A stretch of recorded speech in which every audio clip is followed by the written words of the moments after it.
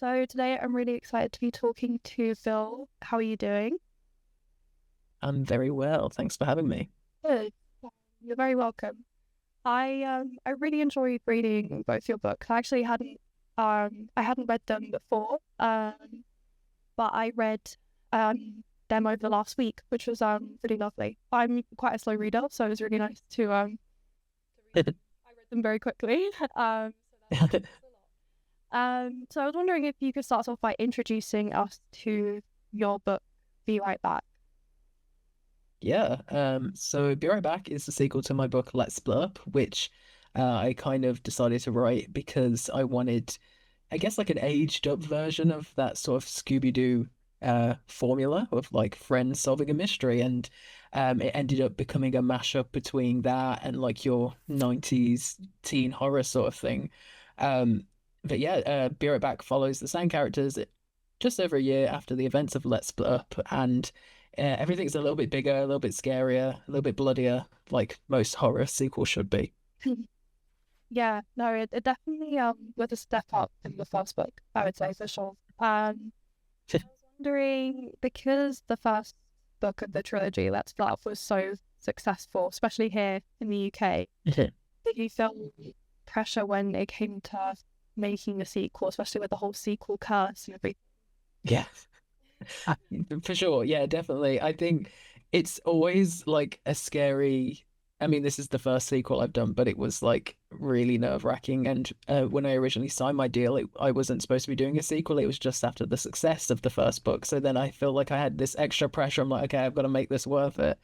Um, but for me as well, it was also the pressure of like writing something that people would think was warranted, because I feel like uh, a lot of sequels, not just books, but films especially, and horror films. I feel like the sequels tend to just go like down, down, down in quality. So I wanted to make sure the book had a purpose, like there was something to say. So that was like really important to me when I was drafting it, especially in the early stages. That makes sense. Yeah, long way to these shows. Because like you think of all of these legacy franchises and the sequel, there's always so much hype after the first one. So I can imagine it was, especially with all of these films that you're homaging, it must have been very scary. But I think the sequel is definitely delivers because it's very bloody and there's lots of twists. I'd say there's probably more twists than the first book. Yeah. So I was wondering what the writing process was like when you're trying to draft all of these big scares and twists. Like, do you have to prep a lot in advance?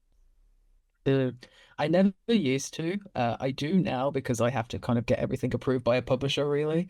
But that's not to say, like, while I'm drafting, if something is like suddenly like something comes to me, I will kind of take a detour and like follow that, because I think that's where you get these exciting twists and like the things that are gonna surprise the reader because it surprised you while you were coming up with it.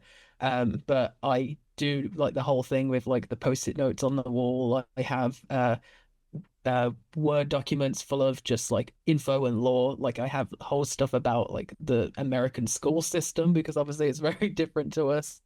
Um, but yeah, it is a lot of that. And then normally I have like towards like when I'm about to kind of pitch it to my team, I will have I will make like almost like a beat sheet of all like the big moments in the book, including the twists and stuff. So then I can like mix and match and move them around like really easily. And I find that just like really a lot easier to visualize, especially as you were saying, there are quite a few twists in this book. So being able to move them around a little bit easier is sometimes, well, always a lot more helpful.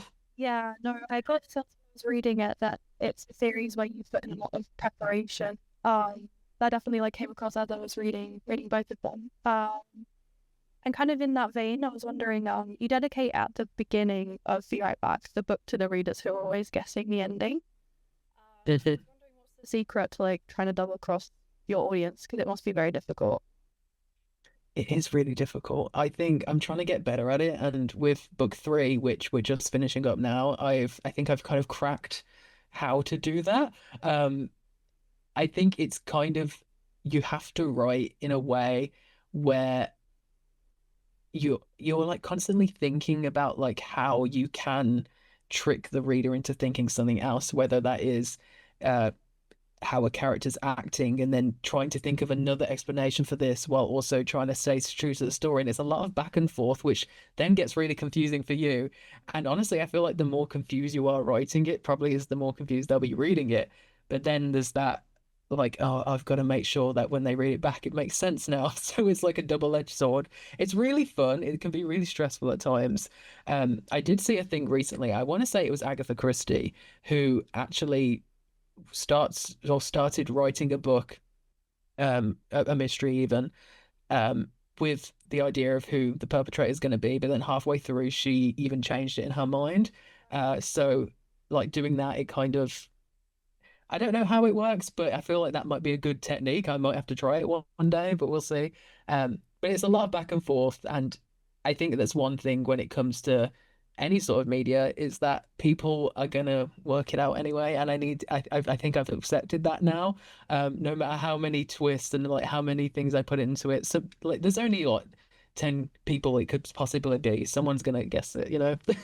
Yeah, you thought that. Is it kind of a thing where you start out writing, you know exactly who you want it to be, or is it kind of you discover along the way? Because I feel like with something like this, like you kind of said, it can either be really regimented and really planned, or it can be something about yourself if you're going to. Like, do you kind of have? Yeah, it depends. Yeah, it depends on the book. Let's Split Up. It was always the same person. Be Right Back. It was always the same person, but then I added in an extra twist, like the main big twist thingy. I don't want to spoil it for anyone. And then with One Last Scare, it was that I swear the person the thing that happens in One Last Scare, the third but final book out later this year in the UK. I that was like the most difficult book I've ever had to write in my life. Like motivations changed every 5 minutes, and I think I'm hoping at least that will kind of help add to like I guess the mysteriousness and like the confusion over it. But we'll see. We'll see.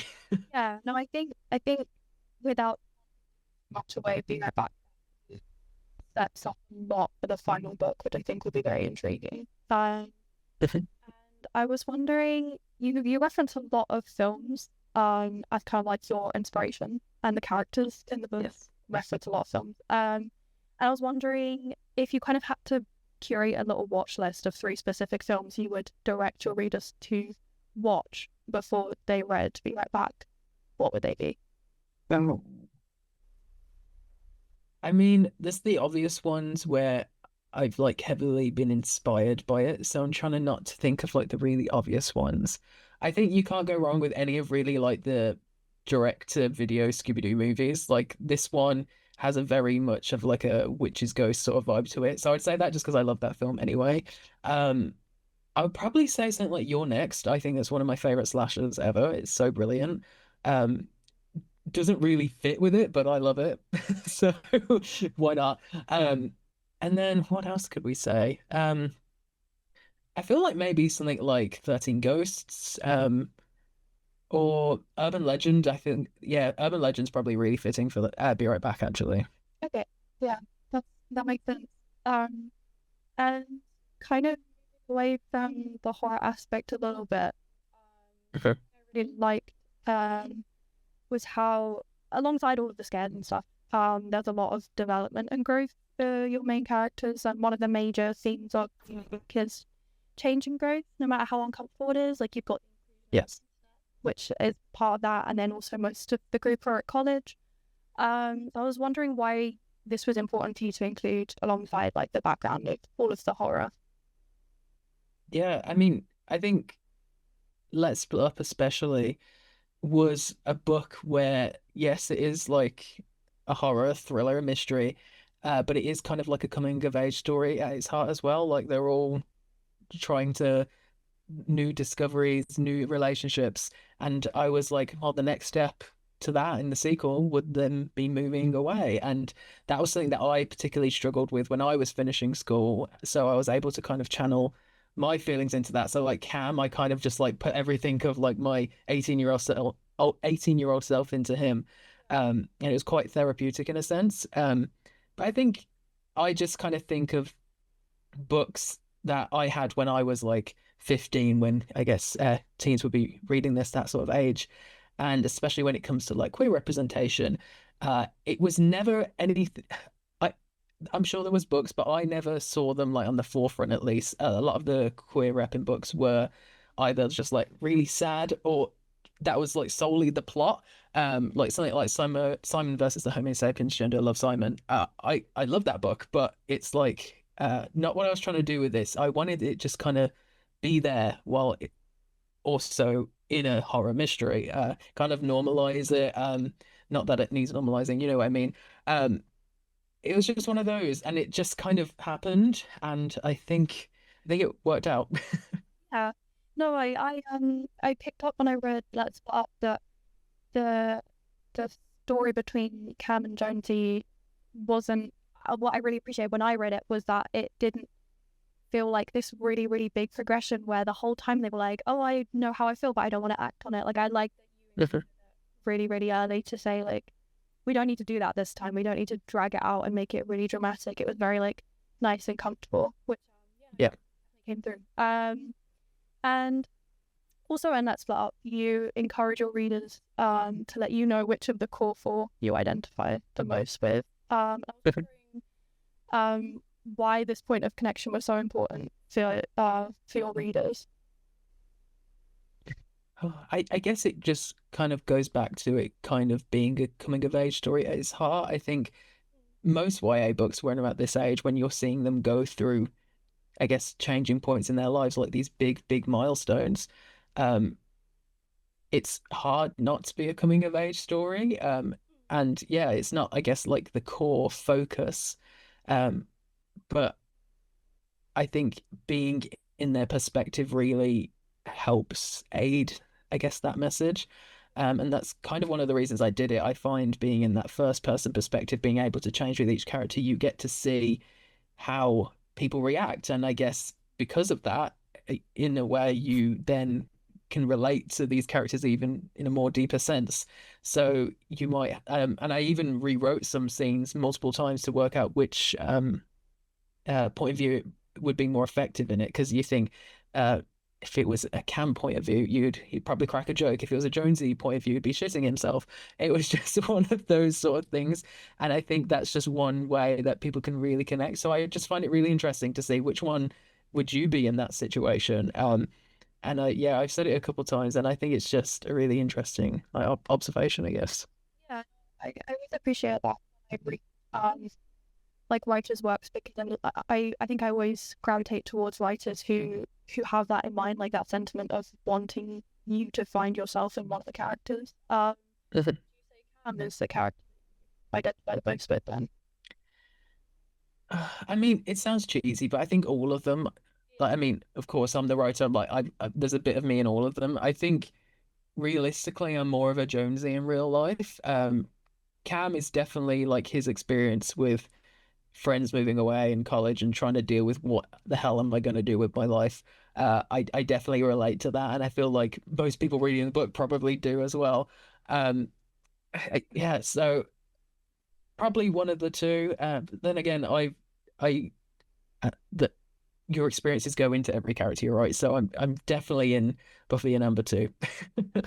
Yeah, no, I was gonna say I know I definitely can relate to you with Cam because I was kind of the same. Like I didn't go off to uni, so like seeing everyone reading about Cam's experience and my so I really relate. And then finally the last book in the trilogy, One Last Scare, lands in the UK on October 8th. I know you can't really say a lot about it right now, but I know Be Right Back is kind of a suggestion that the group are going to be facing a very big threat. I was wondering what you can tell us about that book, like the little bit that you can, that you're allowed to. Yeah, I mean, I love the book. It's been such a struggle, I'm not gonna lie, because it is that kind of pressure of like, I want this to wrap up so nice. I want it to be huge in scope, but also like still, I guess, entice the readers that fell in love with the first and second book. Um, so we're not actually in Sanera at all anymore. We have in Be Right Back, we obviously kind of went out Sanera for a little bit, but we were still kind of rooted there. But now we are off the coast of Alaska, in Chillshore, which is you'll find out what it is, but it's been so fun to write. I think this was another one where I had something to say. and it's like a big underlying theme throughout the entire book. Very inspired by the state of the world. And I was like, I need to write this into my book. Um, but yeah, it's, I think, kind of, I guess, the biggest thing I've written, obviously in this series, but just entirely of anything I've written, like scope wise, it's kind of huge, in the best way possible. And I'm really excited for readers to get into it. I think relationships wise, I've tied everything up, I hope, really nicely. I think people will be happy. And yeah, I, it's so exciting. I can't wait. I've seen the cover now, which is incredible, and that should be being announced very soon as well. But I can't wait to read on something like that. It's already set up. And it's C1. I can't wait. Do you have anything else that you're planning in the future when this is all kind of out of the way? A lot.